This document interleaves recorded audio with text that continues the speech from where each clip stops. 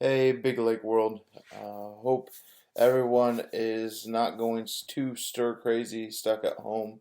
Those of us that are, those who aren't, and doing the essential work, thank you for what you do. And we are praying that you stay safe.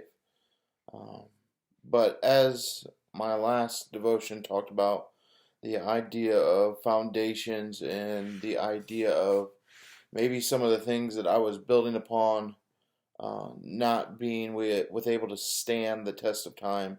Some of them falling, and some looking like they might rebuild and give us still some hope. As far as if you've seen the news reports, government's working on this bailout and all these other things, and the stock market today is coming back up a little.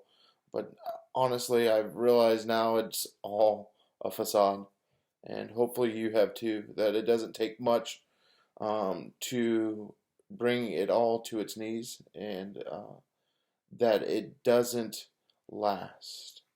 And as you look into that, as you see that, as you see the chaos that's happened in the last couple weeks, um, maybe you're like me trying to figure out how to rebuild, what to rebuild on, and what does that look like.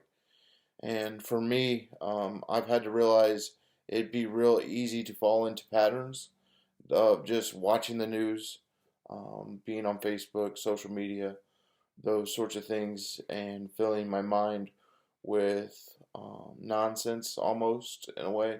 Not that all of that is bad, but just thinking that that's going to find an answer when really, if you any of you have watched much news or seen a lot of posts on Facebook, Instagram, or Twitter, you've realized there's a lot of different opinions, and it's really, really hard to figure out what is truth. So for me, I just have been trying to develop new patterns that weren't typical of before, seeing how I have a little bit more time, hopefully patterns that I can continue on. And a lot of those patterns deal with going to the Lord, trying to figure out His will, trying to figure out where He's taking me, what He's calling me to do, and who He's calling me to be. And my hope and prayer is that is what's happening with you guys. That you guys are allowing God to fill you up in this time, whether it's a time of rest or whether it's a time of stress because you're working and now your kids are at home with you and it makes it more stressful, that you're still able to find that time to connect and build your relationship with your Father. But as you do, one scripture that has humbled me a little bit and reminded me there is a way to find out that will. There is a way to find out um, what God has for us. And most of you have probably read the passage and thought the same way, that I understood what that meant, that I just had to be a good person and sacrifice a little. But in Romans 12:1 it says, "Therefore I urge you, brothers and sisters, in view of God's mercy, to offer your bodies as a living sacrifice, holy and pleasing to God.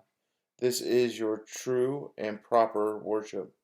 Do not conform to the patterns of this world, but be transformed by the renewing of your minds. Then you will be able to test and approve what God's will is, His good, pleasing, and perfect will." I think if we want to find truth, if we want to find something that lasts, we have to turn back to the thing that started it all. That we need to look to the Father, and that we need to humbly come laying down our expectations, our thoughts, our beliefs, and just say, God, we're here. Where do you want us to go? That living sacrifice, I thought that meant serving people. And I love to serve people. I still will continue to love to serve people. But for me, one of the things that I'm struggling with is the idea of my expectations and my plans have been changed. Maybe for some of you, totally wrecked for quite some time, and it really stinks. Um, but maybe those expectations, if we're humble enough to admit it, myself, I know I'm dealing with that right now. Of maybe those expectations, those plans, weren't the will. of God. Maybe they were things that Mike thought he needed, that the world said he needed, that maybe aren't as important as what I thought they were. So as I wrestle with this, I want to encourage you to wrestle with this, to come to the Father humbly, laying down your expectations, laying down your plans, as most of you who are planners realize you can't really make a plan the way things have changed the last couple of weeks.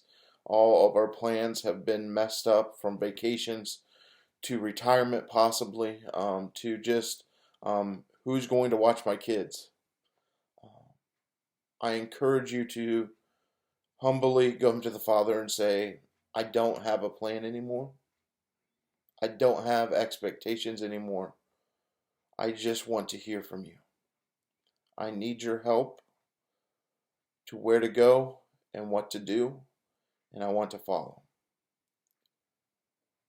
And I believe from the words of Paul that if we do this, if we offer this to him, that he will let us know his good and pleasing will.